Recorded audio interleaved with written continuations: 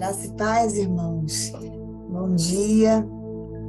O Senhor esteja abençoando a vida de todos os irmãos. É uma alegria para mim estar nessa manhã aqui, para poder falar sobre, a gente meditar um pouquinho a respeito das crianças, né? O que o Senhor planeja para elas na igreja. E quando eu estava pensando sobre o que falar nessa manhã, eu pensei assim, não me deter com relação às crianças fora da igreja. Por que eu vou falar isso? Para que a gente possa pensar como a gente faz dentro da igreja, como é difícil a gente fazer esse trabalho bem feito. Então, o de fora da igreja, dos muros da igreja, fica mais comprometido ainda, muitas vezes. Então, o pontapé inicial é a gente pensar como a gente faz dentro, os nossos de casa, os nossos da igreja, e as necessidades do que a gente tem lá fora dos muros da igreja. Eu estava pensando nesses dias que eu vi um vídeo de um menino lá na Turquia, em fevereiro. Parece que o nome do menino é Yoel, de 10 anos. E ele perdeu seus pais ali no terremoto. E o que me impactou na história desse menino é que ele fez uma oração ali, uma oração muito comovente de agradecimento ao Senhor pela vida dos seus pais, e agradecendo porque o Senhor tinha levado os pais que não estavam mais aqui nesse mundo horrível. E eu fiquei impactada com a solidez da fé desse menino de 10 anos de idade. E aí eu fiquei pensando nas nossas crianças, as crianças que estão à nossa volta, filhos de crente, crianças que frequentam a igreja. Como será que está a fé dessas crianças? E aí eu pensei no texto de 2 Reis, capítulo 5, versículo 3. Na verdade, o texto é de capítulo 5, do 1 ao 19, mas eu só vou ler o versículo 3 de 2 Reis, capítulo 5, que diz assim: Tomara, disse ela à sua senhora, tomara o meu senhor estivesse diante do profeta que está em Samaria. Ele o restauraria da sua lepra. Vou repetir. Tomara o meu senhor estivesse diante do profeta que está em Samaria. Ele o restauraria da sua lepra. Esse texto é muito conhecido da gente, que conta a história de uma menina, e nós não sabemos o nome, a Bíblia não diz o nome dela, mas o texto vai dizer que era uma menina que estava longe de casa, tinha sido escravizada, estava sem a sua família, mas uma menina que demonstra que estava ali com uma fé intacta, uma fé robusta, uma fé que depois a gente vai ver que impactou vidas, né?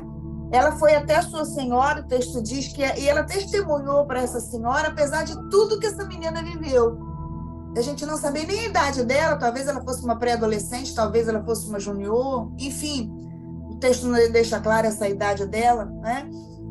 E ela testemunhou, mesmo ela estando num ambiente hostil, uma família que ela não conhecia, ela testemunhou, tomara que conhecesse o profeta que está lá em Israel, ele seria curado da sua lepra. O texto não vai dizer quem também ensinou para essa menina a respeito do profeta. Muito provavelmente alguém falou sobre o profeta. Olha, você tem ouvido falar do profeta Eliseu? Ele é um homem poderoso. Deus fala com ele e ele fala conosco, e a gente sabe que é o Senhor que está falando. Alguém testemunhou dessa palavra do Senhor, porque o profeta era a boca de Deus naquele tempo, era a voz de Deus naquele tempo. Alguém falou sobre esse homem para essa menina, mostrou o compromisso que Eliseu tinha com o Eterno, né? Alguém ensinou para essa menina como era importante depender e confiar na palavra desse Deus, né? E essa menina, quando chegou lá na casa de Naamã, do general de guerra, né? Essa menina testemunhou ali, e nós sabemos a história. Por causa daquele testemunho, o rei lá de onde Naamã estava, ele fez cartas, ele fez uma carta, Naamã veio com essa carta, foi até Israel, o rei ficou perturbado quando leu aquilo, enfim, ele encontrou com Eliseu, Eliseu dá a ele uma palavra, ele fica meio enjoado com aquilo, meio chateado porque tinha que mergulhar no Rio Jordão, enfim, ele obedeceu, apesar de meio contrariado, e o texto vai dizer que ele foi curado da sua lepra. Nunca mais a gente ouviu falar dessa menina. Mas a gente sabe que o Senhor impactou vidas ali, não apenas de Naamã, a esposa de Naamã, do exército de Naamã, porque ele era general de guerra, do rei que estava ali, que gostava de Naamã e que soube da resposta de tudo isso, não é? Teve um impacto. A palavra dessa menina, a fé dessa menina, diante de muitas pessoas que a gente não tem noção. E a pergunta é sobre nós. Como que nós vemos as crianças que estão diante de nós? Às vezes a criança chega na igreja, crianças que a gente trabalha na classe, crianças que a gente trabalha no culto infantil, crianças que a gente trabalha na comunidade, né? E a gente às vezes fala para uma pessoa assim, olha, aqui está fulaninho recebeu a Jesus. E a pessoa às vezes olha, tá, que bom, que legal, né? Mas quando um adulto na igreja recebe a Jesus, a gente faz aquela festa, puxa, fala lá da frente, né? Irmão fulano recebeu a Jesus. Olha que a igreja aplaude, a igreja glorifica. Mas a criança, ela está observando que quando ela fala, a pessoa nem às vezes dá um abraço para ela. Às vezes nem uma Bíblia ela ganha. Às vezes ela não tem nem quem discipule, que continue falando sobre o crescer na fé. E ela precisa disso. Como que nós fazemos com as crianças? Como, em primeiro lugar, como nós pais, fazemos com as nossas crianças em casa, não é?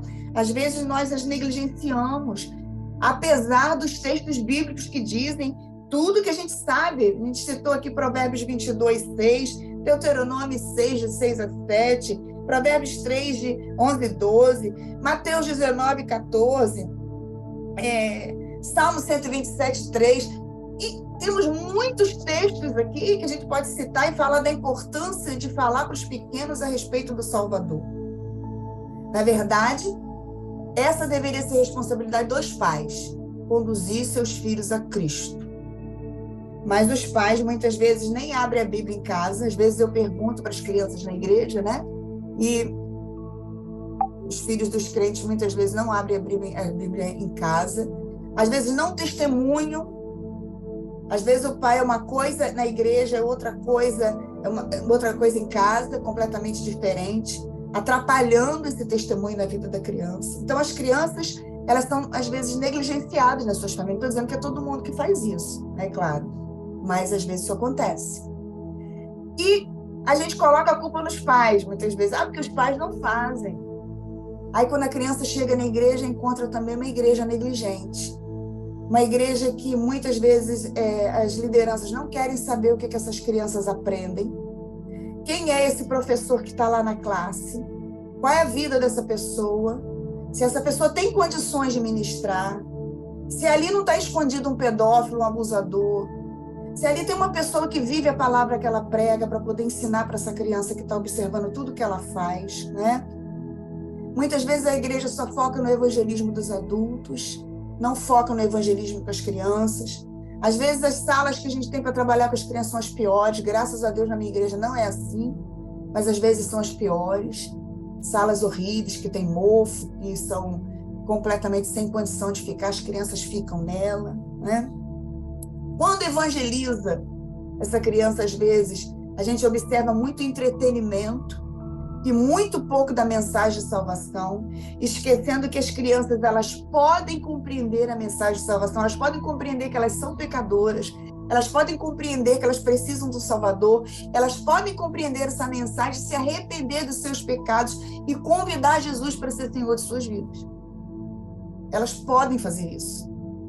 Foi uma estatística feita décadas passadas, foi visto que 85% das pessoas que eram crentes na atualidade, adultos, tinham se convertido entre 4 e 14 anos. É o que nós chamamos da janela 4-14. Muitos missionários tinham sido chamados, de acordo com essa estatística, porque se converteram nesse período entre 4 e 14 anos de idade. Então, nós negligenciamos muitas vezes, ou em casa ou na igreja. Isso é uma coisa muito triste da gente falar, né? Uma coisa para a gente pensar. Eu estou trazendo isso para a gente pensar nessa manhã. Quantas vezes a gente coloca as crianças dentro de uma caverna, né? E tira as crianças da caverna. Os irmãos vão entender o que eu estou falando, né? Ninguém nunca sabe das crianças, nem o nome delas, às vezes. É filho de fulano, é neto de Beltrano. Mas vai ter o Dia das Mães, a criança sai da caverninha, vai lá para a igreja, canta. Daqui a pouco todo mundo tira a criança, ela volta para a salinha dela lá. É assim na Páscoa, é assim no Natal, né? A criança não participa das tradições da igreja, a criança não sabe o que é Santa Ceia, o que é aquele encontro, o que é aquele memorial que nós estamos fazendo ali. A criança não aprende a respeitar o pastor que está pregando, não tem um dia para ela sentar com a mãe, com o pai no culto, para prestar atenção. Ela fica, às vezes, no culto ali com o celular, com o joguinho, com alguma coisa. Nós negligenciamos, a verdade é essa. Nós não estamos preparando as nossas crianças como a Bíblia diz, né? Não estamos fazendo dessas crianças crianças que têm um potencial para ser a boca de Deus no tempo em que elas forem adultas ou até na infância também, né? Quantas crianças falam de Jesus para os seus pais? Quantas crianças mudam a história das suas famílias?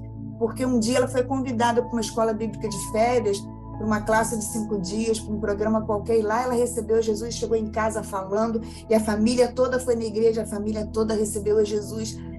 Então, o que eu quero falar nessa manhã, meus irmãos, é que às vezes nós achamos muito bonito quando uma criança mostra uma fé robusta, uma fé firme, uma fé estabelecida. Mas isso é possível, não apenas com uma ou duas crianças, é possível com todas as crianças que nós conhecemos. Mas nós precisamos entender que nós temos uma parte nesse negócio. Nós, como Igreja de Cristo, precisamos lembrar que a escravinha de Naamã, às vezes, está diante de nós, né? E nós precisamos dar para essa criança condições para que ela possa testemunhar quando o Naamã chegar diante dela. Quando ela estiver, né, numa situação em que ela precisa testemunhar. Precisamos dar para ela a palavra do Senhor, lembrando que aquele ali vai ser o maná que ela vai ter para a semana inteira. Um adulto pode pegar sua Bíblia e ler a Bíblia durante a semana toda. A criança, às vezes, não tem condição de fazer isso, às vezes, nem uma Bíblia ela tem. Mas quando eu prego para ela no domingo, quando eu ensino para ela na escola dominical ou no culto à noite, ela vai memorizar aquele texto bíblico que eu lhe ensinei, ela vai pensar na lição bíblica que eu ministrei, e ela vai levar aquilo para a semana dela. Eu vou dar para ela uma aplicação que ela vai fazer na vida dela, de como ela pode trazer a palavra da letra para a vida dela, como ela vai poder viver Jesus na vida dela, como ela vai poder responder quando ela tiver em condições que alguém a confronte. Esse é o objetivo, fazer das crianças não meros enfeites na igreja, não como um móvel que é necessário ter na igreja, que é bonito ter na igreja, que a gente arrasta para lá e para cá, mas entender que a criança é algo, é o alvo do amor de Deus também. Jesus até disse: deixai vir a mim os pequeninos, não as impeçam. E quais são os empecilhos que a gente tem colocado para que as crianças conheçam o Salvador da maneira que ele deseja ser conhecido por elas, não é? Então, as crianças, elas estão prontas, na verdade. Elas estão prontas para receber o Salvador. Na verdade, elas estão mais prontas para receber do que nós estamos prontos para falar. A minha palavra nessa manhã é que nós, como igreja, possamos nos despertar. Pastores, procurem saber quem é a pessoa que está ministrando, qual é o currículo do que tem sido falado lá, o que tem sido falado. Tem um planejamento, tem uma ordem cronológica do pensamento que vai ser ministrado para as crianças, ou é uma coisa aleatória? Só que a criança está indo lá para o culto infantil para pintar o Mickey, para pintar a florzinha. É muito importante que o pastor saiba disso, né?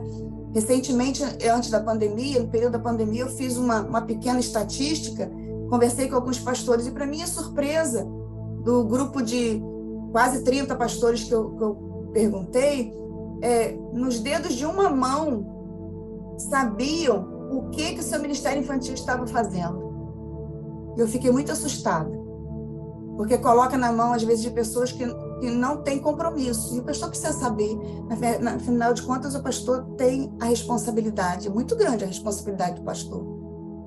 E nós estamos ali para ajudar, mas quem é essa pessoa? Como ela faz? Então, eu faço um clamor nessa manhã, para que a gente se desperte, para que a gente se desperte para aqueles que estão dentro, que a gente se desperte para aqueles que estão fora. Porque, veja bem, se a gente às vezes não se desperta da maneira correta por aqueles que estão dentro dos nossos muros, como nós vamos nos despertar de maneira digna, de maneira bíblica, para aqueles que estão fora da igreja, fora dos muros da igreja.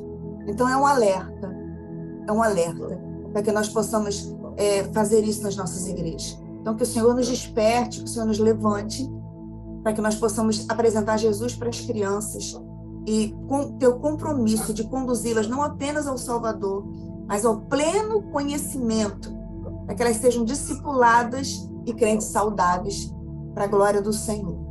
Amém.